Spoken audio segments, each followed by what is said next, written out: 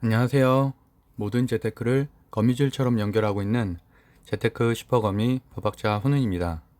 오늘은 2021년 5월 21일 수요일 오후 2시 24분 시작합니다.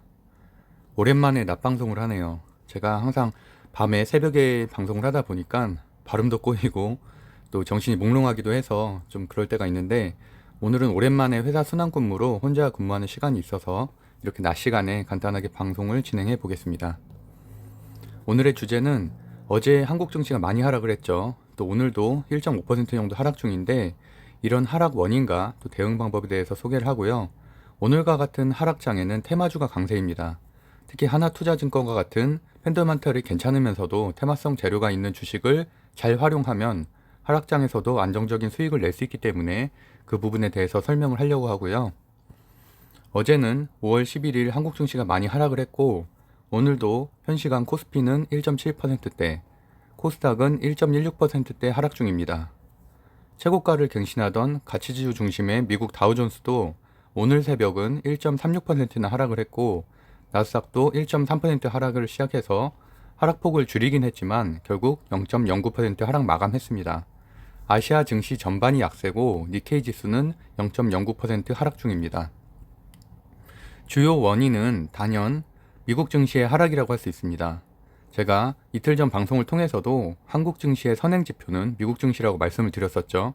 특히 코스피 상위 17개 모두 기술주기 때문에 특히 나스닥의 영향을 많이 받는다고도 말씀드렸습니다. 어제인 5월 11일 화요일 코스피는 1.23% 하락한 3,209였고, 코스닥은 1.43% 하락했습니다. 그 원인은 외국인의 2조 2천억 원의 대량 매도, 그리고 기관의 1조 3천억 원 매도라고 할 수 있는데, 왜 매도를 했는지 아는 것이 중요합니다.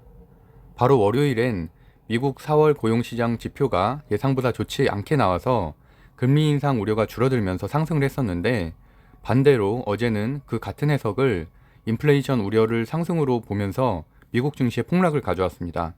그러니까 특별한 하락 이벤트가 있었다기보단 그만큼 시장이 같은 상황을 해석을 달리할 정도로 불안정한 상황이라는 것이죠.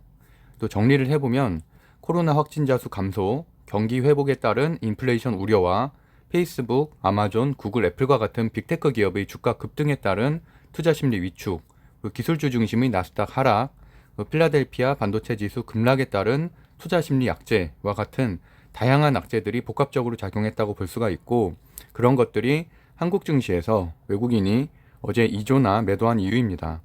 오늘도 오후 지금 2시 20분 현재 2조 가까이 또 매도를 하고 있습니다. 물론 매도세는 좀 줄어들고 있어서 다행이에요. 하지만 이틀 만에 4조 원이나 매도를 한다면 정말 이건 역대급 매도죠. 그래서 이런 것들이 기간 조정으로도 이어질 수 있는 상황입니다. 그런 것들을 MTS 시황으로 뒷부분에서 좀 살펴보겠습니다. 우선 보기에 앞서서 제가 항상 말씀드리는 3220 신고가 돌파 요소 4가지가 있었죠.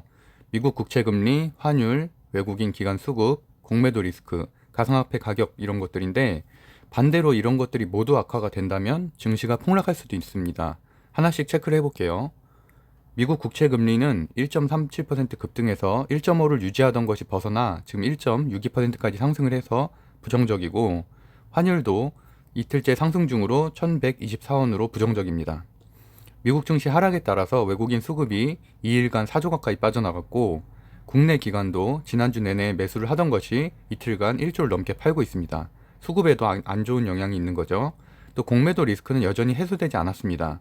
지난주 장이 좋아서 공매도 리스크가 해소됐다고 생각하시는 분들이나 전문가들이 좀 있던데, 저는 그렇게 생각하진 않고요. 지난주에 장이 좋았던 거는 기관이 매수세를 유지했기 때문이라고 말씀드렸죠. 그래서 외국인 수급이 돌아야지만 저희는 상승장으로 갈 수 있습니다. 그래서 어제도 외국인이 판 2조 중에 4천억 원 가까이가 공매도가 진행이 됐고요. 특히나 삼성전자가 많이 빠진 이유 중에 하나는 공매도 물량이 굉장히 많았죠. 그리고 가상화폐 가격도 항상 체크를 해야 된다고 말씀드렸는데, 현재에서 상승 중이고요. 이더리움은 시총 2위의 이더리움은 또 신고가를 달성했습니다. 어떤가요? 좀 제가 부정적인 말씀만 드려서 저도 좀 안타깝고, 저마저도 기술주를 가지고 있는 것들은 하락이 좀 있지만, 이런 투자 원칙을 확립하고 그런 매번 그런 것들에 맞춰서 증시를 해석한다면 남들보다는 좀 더 빠르게 대응할 수 있다는 말씀을 드리고 싶어서 이렇게 정리를 해보았습니다.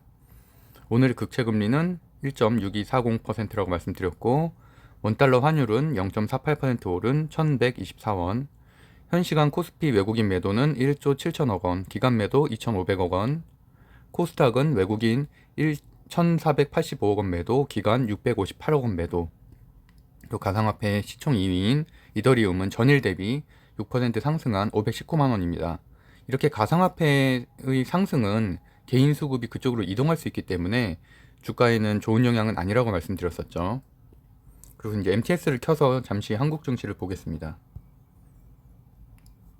그래도 종합주가 지수는 조금 완화가 돼서 지금 한 1.4% 정도 빠지고 있고, 그럼에도 불구하고 외국인이 지금 2조가 넘게 팔았네요. 2조 3천억 원에 팔았고, 기관이 그나마 매수를 좀 한 것 같습니다. 시장이 너무 불안해지니까. 코스닥도 한번 볼게요. 코스닥도 외국인은 1,600원이나 팔고 있죠. 그러니까 이런 것들이 뭐 당연히 주요 원인이라고 할 수 있고, 그나마 가치주인 금융, 그다음에 소비재인 음식료, 섬유 이런 것들만 살아남았고, 나머지는 전체적으로 다 하락입니다. 코스피 10총 기업 중에서도 삼성바이오로직스가 그나마 좀 상승을 했고, 기아차 뭐 그 정도만 눈에 띄네요. 나머지는 가치주까지도 다 하락 중입니다. 아까 말씀드린 대로 어제 다우존스가 많이 빠졌기 때문에, 다우존스는 신고가 갱신하면서 계속 강세였거든요, 3월부터.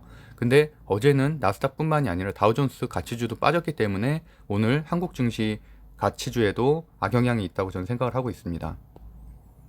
반도체 쪽 뭐 다 약세고요. 전체적으로 오늘 사실은 좀 눈에 띄는 게 없는데, 그나마 뭐 현대위아가 조금 많이 오른 것, 개별 호재죠. 그리고 이제 2차전지 많이 빠졌더라고요. 그래서 LG화학이 오늘 5% 넘게 빠지고 있고, 외국인 매도세가 많이 나가니까 어쩔 수 없는 거죠. 그리고 뭐 로봇, 항공우주 이런 것들은 진짜 기술주의 끝판왕이라고 제가 말씀드렸죠. 기술주 섹터, 나스닥 섹터가 회복돼야지만 이것은 마지막에 올라가게 됩니다. 그래서 보유하고 계신 분들은 좀 시간이 좀 더 필요할 것 같으니까 좀 일단 단기적으로 상승이 어려울 것이라고 저는 생각하고 있어서 좀 마음을 좀 편안하게 갖는 게 좋으실 것 같고요. 조선해양도 제가 항상 좋게 보는 섹터인데 지금 많이, 오늘은 조정이죠. 사실 많이도 아니에요. 많이도 아니고 한 3, 4% 정도 빠지고 있는데, 저 같은 경우는 대우조선해양을 아까 매수를 했거든요. 그래서 한 2% 정도 상승이고, 뒷부분에 그 말씀도 좀 드릴게요. 조선은 여전히 어쨌든 장세에서 좀 있기 때문에 스몰 사이클에는 진입했다는 의견들이 많거든요. 그러니까 빅 사이클까지는 아니고, 그래서 어느 정도 호황의 초반기에 좀 접어들었다는 의견들이 있어서 전 여전히 좋게 보고 있고요. HMM 같은 경우도 계속 강세이긴 한데, 어저께 말씀드린 대로, 계속 며칠 전부터 말씀드린 대로 모건 스탠리 지수에 편입된 목요일에는 단기 급락은 있을 수 있어요. 재료 소멸로 인해서 외국인 수급에서, 오늘도 사실은 개인이 많이 사는 거거든요. 그래서 어쨌든 그런 것들은 조금은 조심을 해야 된다라고 말씀을 드려왔고요. 그다음에 넘어가서 철강 쪽도 계속 강세였다가 오늘은 좀 조정을 겪고 있고, 사실은 어저께 상승한 만큼 또 그대로 빠지고 있고요. 세아베스텔이 그나마 뭐 포스코 강판한 거하고, 포스코 강판은 어저께 많이 올랐었죠. 어저께 한 거의 10% 넘게 올랐었는데, 어쨌든 그 정도만 살아남았고, 나머지는 철강 순환매도 오늘은 좀 그런 여파가 좀 적다고 생각을 하고, 하지만 반대로 철강이나 스틸 여전히 뭐 주도주 섹터이기 때문에 오히려 이렇게 가치주를 저점 매수해서 보유하는 전략도 상당히 저는 유효하다고 생각을 하고 있습니다. 이렇게 특히나 많이 빠진 주식들, 뭐 NI스틸이라든지 뭐 이런 것들은 한번 눈여겨보면 괜찮을 것 같고요. 저는 NI스틸도 가지고는 있는데, 일단 일봉상으로 보면은 정배열이라서 크게 이렇게 손상되진 않았거든요. 그래서 한번 뭐 이런 것들 좀 살펴보시면 될 것 같습니다. 뭐 휴스틸 같은 경우도 오늘 많이 빠졌다가 거의 다 회복이 됐죠. 9%까지 빠졌었거든요. 그러다가 지금 한 5% 이상 상승을 했고요. 이런 식으로 많이 빠졌을 때 남들 다 공포감을 느낄 때, 어쨌든 이것도 스틸주도 철강주의 이제 부속으로 해서 결국에는 같이 순환매를 돌고 있는 상황이기 때문에, 이런 것들 저점 매수하는 것도 저는 괜찮은 전략이라고 여러 번 말씀드렸습니다.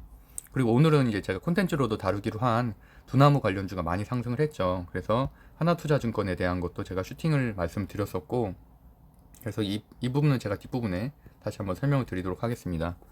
오늘과 같은 조정장 하락장에는 이렇게 테마성이 있는 것들이 많이 튀어요. 그래서 결국엔 스틸도 그렇고 이 분기만 좀 넘어가면은 다시 올라갈 수 있고, 에이티넘 인베스트 같은 경우는 최근에 계속 조정을 겪다가 결국엔 오늘 오랜만에 이렇게 상승세가 돌아섰고, 그러니까 이런 것들도 사실은 오래 버틴 분들만 가져갈 수 있는 거죠. 왜냐하면 두나무 소재는 여전히 살아 있으니까요. 그리고 코인베이스 같은 경우도 어저께 한 2% 정도 상승을 했어요. 그리고 건설도 오늘은 전반적으로 조정. 그리고 가치주가 오늘은 전반적으로 조정이죠. 어제도 건설 자재 괜찮았어요. 뭐 아시아 한일시멘트 다 4%씩 상승을 했는데 오늘은 상승한 만큼 또 하락을 했고, 그다음에 말씀드린 대로 MSCI 이거 편입되고 나면은 단기적으로는 하락이 있을 수 있다. 하지만 장기적으로는 당연히 호재죠. 그 지수에 편입된다는 건 외국인 수급이 그만큼 지속적으로 들어올 수 있다는 호재입니다. 가상화폐 관련해서 지금 이더리움 최고가 가고 이러니까 이렇게 2위인 빗썸도 관련주들이 상승을 했고요. 그다음에 나폭과대주 뭐 말씀드렸었고, NEW도 어제는 좀 하락을 했었는데 오늘은 그래도 일부 상승을 했네요. 그 외에도 뭐 최근에 강했었던 한질칼 이런 것들도 좀 상승을 했고, 나머지는 전반적으로 다 약세입니다. 그리고 소비재도 최근에 한 3일 정도 강했었죠. 그러다가 오늘은 조정이고, 그러니까 전체적으로 다 조정이라고 생각하시면 되고, 사실은 이런 상황에서는 하락하는 게 당연한 건데, 그 중에서 튀는 아까 말한 뭐 테마성 있는 그런 주식들을 우리가 일정 부분 활용을 하면은 이런 조정장에서도 수익을 볼 수 있다 정도를 말씀드리고 싶습니다. 음식물도 어제 오늘 강했었죠. 풀무원 같은 경우도 뭐 상당히 최근에 좋았었고, 그러다가 오늘은 이제 조정을 겪고 있고요. 금융도 최근에 강했었다 조정. 그러니까 뭐 제약바이오 다 이런 식으로 오늘 장 자체가 뭐 전체적으로 그렇기 때문에 사실은 그냥 좀 내 것만 많이 하락한 게 아니라 전체적으로 다 빠진 거라서 그렇게 크게 이렇게 마음을 좀 흔들리진 않으셨어도 될 것 같고요. 반대로 오히려 오늘 같을 때 이제 가치주, 성장주는 제가 말씀드린 대로 6월 지나야지 반등될 가능성이 좀 높다고 개인적으로 판단하고 있어서 지금 사기에도 물론 저점으로 오래 보유하기에는 괜찮지만 언젠가 올라갈 거긴 때문에, 하지만 그래도 당장 가는 거는 가치주기 때문에 현재는 저점 매수도 저는 개인적으로는 가치주를 추천드리고 있습니다.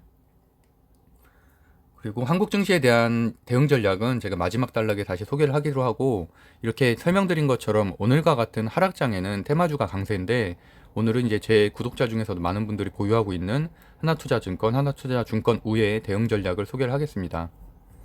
그래서 하나투자증권은 사실은 뭐 제가 테마성 있는 기업들이 많잖아요. 많은데 두나무 관련주들이 많음에도 불구하고 그 중에서 저는 가장 재무제표라든지 기업 펀더멘탈이 있다고 생각을 해서 저는 선택을 했고, 그렇게 따지면 사실 에이티넘 뭐 이런 인베스트 같은 경우는 오늘 막 상한가 가고 이랬는데, 물론 그런 곳에 투자했으면 더 좋았겠지만 저의 투자 포트폴리오는 무조건 안정성이 최우선입니다. 그러다 보니까 하다못해 테마주를 해도 이렇게 대기업 계열사 테마주를 하고 있고요. 그리고 다양한 호재가 또 있다고 말씀드렸었죠.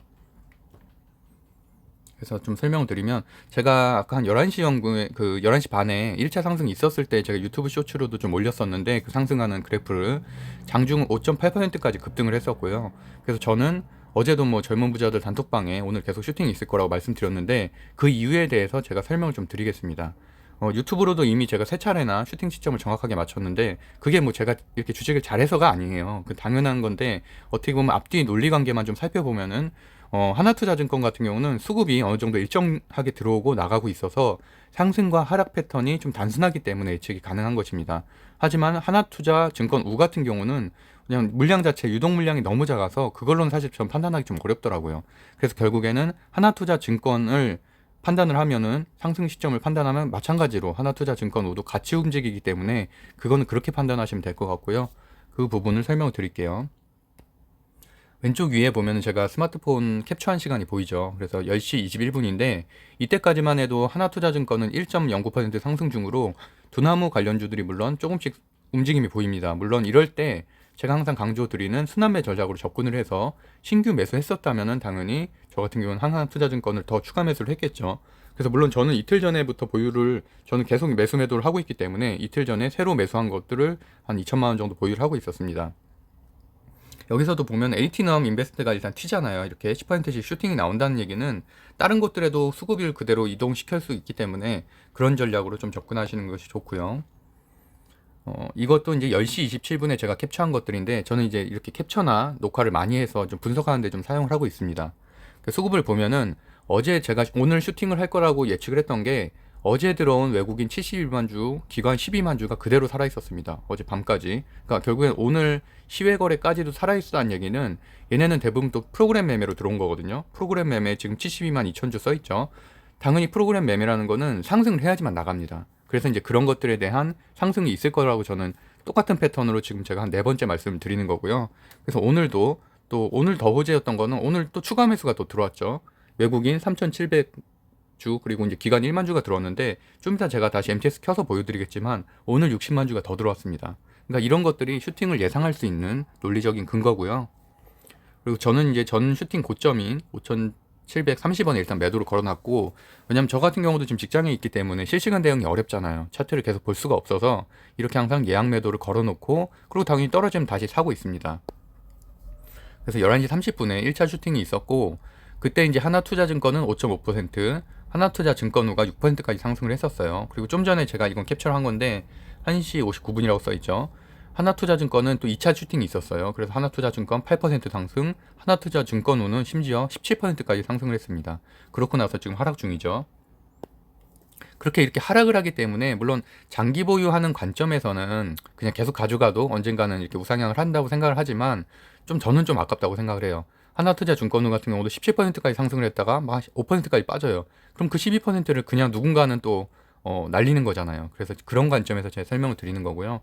그래서 저는 1차 상승 때 일단 걸어놓은 것들로 해서 63만원 실현 수익을 일단 했고, 물론 매도 후에 저는 다시 당연히 저점 매수를 합니다. 좋은 기업이라고 생각을 해서. 하나투자증권은 이제 두나무 외에도 야놀자 상장 관련주기도 하고, 제가 이제 경영권 승계부터 많은 호재가 있다고 제가 설명을 드렸었죠.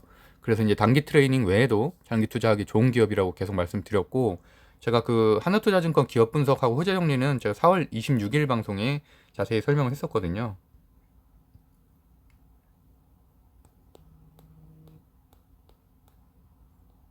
여기 있죠. 이거 보시면 될 것 같아요.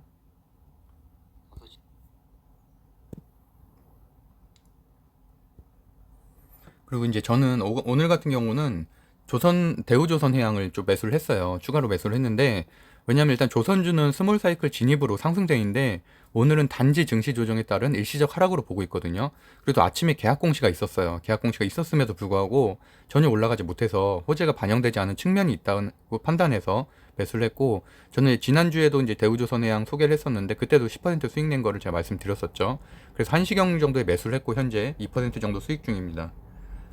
뭐 다트는 다들 아시죠? 이건 정말 기본적인 거거든요. 꼭 자기가 관심 있는 기업들 검색해서, 물론 MTS로도 볼 수가 있는데 저는 이게 더 좋더라고요. 오늘자죠. 오늘자 단일 공급 체결 이렇게 보면은 물론 굉장한 건 아니지만 그래도 어쨌든 작은 거지만 그래도 충분히 이거는 공급 계약 체결에 대한 호재가 있는데도 불구하고 주가에는 반영되지 않았다는 얘기죠. 그래서 어쨌든 저는 내일이나 이번 주는 최소한 상승을 할 것으로 생각해서 매수를 했고요. 그리고 하나투자증권은 또 언제 상승할까에 대한 제 생각을 좀 말씀드려 볼게요.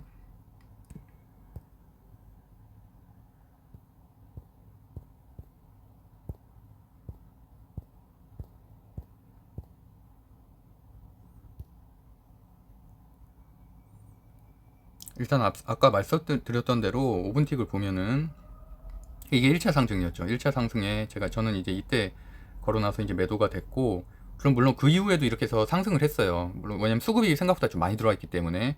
그래서 지금 2차 상승 때는 꽤 많이, 그래서 지금 거의 한 8%까지도 상승을 했다가 지금은 다시 빠졌다 좀 올라가고 있는데, 일단 기본적으로 판단할 수 있는 부분은 일단 투자자죠, 투자자. 이렇게 외국인 수급이, 물론 외국인 수급이 조금 빠지긴 했네요. 아까보단 좀 빠지긴 했지만 어쨌든 70만 주로 대량으로 거래가 들어왔고, 특히 이제 프로그램 매매로 또 70만 주, 20만 주 들어왔기 때문에 이런 것들이 소별이 돼야지 나갈 수 있거든요. 프로그램은 기본적으로 폭락하지 않는 이상은. 그렇기 때문에 당연히 이런 것들이 소진되지, 오늘 만약에 내일까지도 소진이 안 된다면 당연히 이번 주 안에 한번 또다시 슈팅이 있을 수가 있죠. 그리고 거래원에서 제가 좀 좋아하는 UBS 증권이 또 단기 매매를 좀 잘하잖아요. 그러다 보니까 또 92만 주가 그대로 살아와 있고, 나간 거는 지금 13,000주밖에 없죠. 그러니까 이런 것들이 어느 정도 상승 요소가 될 수 있다는 전형적인 패턴을 똑같이 보이는 거예요. 그렇다고 하지만 근데 저 같은 경우는 하나투자증권 우로는 이걸 판단하기 좀 어렵다고 생각을 하는 게, 이거 보세요. 유동량이 너무 없잖아요. 유동량이 너무 없는데 이거 가지고 어떻게 판단을 하겠어요. 그러니까 결국에 기준점이 있어야 되는데 그 기준점이 되는 것이 하나투자증권이라고 저는 개인적으로 생각을 한다는 거고요. 그리고 또 오늘 같은 경우는 물론 이렇게 에이티너 인베스트가 이제 상한가를 가면서 순환매를 전체적으로 돌게 해주는 거고, 평상시 같았으면은 사실은 평상시 패턴을 보면은 하나투자증권이 그대로 다시 떨어졌어야지 맞거든요. 근데 제가 보기에는 에이티너 인베스트 때문에 다시 좀 어느 정도 돌아가는 것이 아닌가. 이렇게 항상 오르고서 이렇게 떨어지는 패턴을 보여왔었어요. 지금까지는.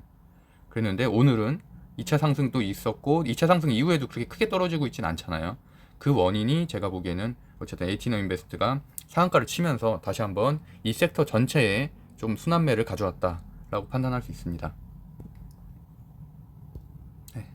일단 그럼 방송은 뭐 이렇게 이 정도로 내용으로 한번 정리를 해보고, 그다음에 오늘은 이제 오늘과 같은 어제 오늘과 같은 조정장에 대한 저의 생각을 좀 정리를 해보겠습니다. 어제와 오늘의 하락 원인은 앞서 설명드린 대로 미국 증시 하락에 따른 외국인 수급의 대량 투매가 이제 원인인데, 앞서 설명드린 것처럼 대화의 환경 자체를 체크를 해보면 금리, 환율, 수급, 가상화폐까지 모두 좋지 않은 상황입니다. 그래서 특히 이제 최근에 신고가를 갱신하면서 같이 강세였었던 가치주의 다우존스마저도 하락했기 때문에 오늘 한국 증시의 그 가치주마저도 모두 하락했다고 생각을 하고 있고, 우리나라도 이제 3월부터 조선, 철강, 건설, 시멘트가 계속 강했고 저도 이제 많이 추천을 해왔죠. 근데 어쨌든 지금도 강세라고 저는 생각을 하고, 추가적으로 제가 경기 민감주까지 말씀을 드리고 있죠. 최근에는 뭐 섬유라든지 음식료. 그래서 이제 오늘은 어쨌든 기술주가 같이 하락을 했고요. 그나마 이럴 때 살아남는 게 하나투자증권과 같은 테마성이 좀 껴있는 것들. 그래서 이틀간 미국 증시가 하락했기 때문에 오늘의 미국 증시, 내일 새벽에 미국 증시가 굉장히 중요하다고 생각을 하고, 오늘 미국 증시가 반등에 성공을 한다면 국내 증시도 서서히 다시 회복을 할 수 있다고 생각을 하고 있고요. 그럼에도 불구하고 여전히 가치주와 소비재가 강세라고 생각을 하고 있습니다. 일단 대응 전략은 오늘처럼 이렇게 조정이 올 때 우량한 대형주를 중심으로 가치주를 매수하거나, 또는 조정이 길어질 것을 대비해서 차라리 익절을 하고 현금 비중을 좀 늘리는 전략을 추천드립니다. 그래서 오늘도 이제 글로벌 증시에서 눈에 띄는 상황이 미국 증시와 한국 증시, 일본 증시가 하락했음에도 불구하고 중국 본토 증시는 또 괜찮거든요. 이렇게 상승세인 종목들이 많죠. 그래서 저 같은 경우는 어쨌든 재테크는 뭐 특정 기업을 지지해서 계속 내가 평생 가져가는 게 아니잖아요. 내가 수익을 내는 게 중요한 거고 돈을 버는 게 중요하기 때문에 저는 한국 증시의 사실 성장률의 한계성을 조금씩 더 느끼고 있거든요. 아무래도 우리가 막 4천, 5천 가기에는 현재는 이제 코스피의 펜더멘탈이 그 정도는 받쳐주고 있지 않기 때문에, 그래서 미국 주식과 이제 중국 주식에도 관심을 가지고 공부를 하고 있고, 미국 주식과 같은 경우는 저도 한 4천만 원 정도는 투자를 하고 있습니다. 그래서 제가 운영하고 있는 네이버 카페 젊은 부자들에서는 현재 중국 주식 강의도 진행을 하고 있거든요. 그래서 네이버에 젊은 부자들 치시면은 들어와서 확인하실 수 있습니다. 제가 상단에 그 필동란에 공지를 띄워놔서, 저는 이제 같이 공부하는 스터디고요. 그 다음에 이렇게 강의도 진행되고 있어서, 중국 주식 강의는 이번 주에 중국 주식 강의가 있어서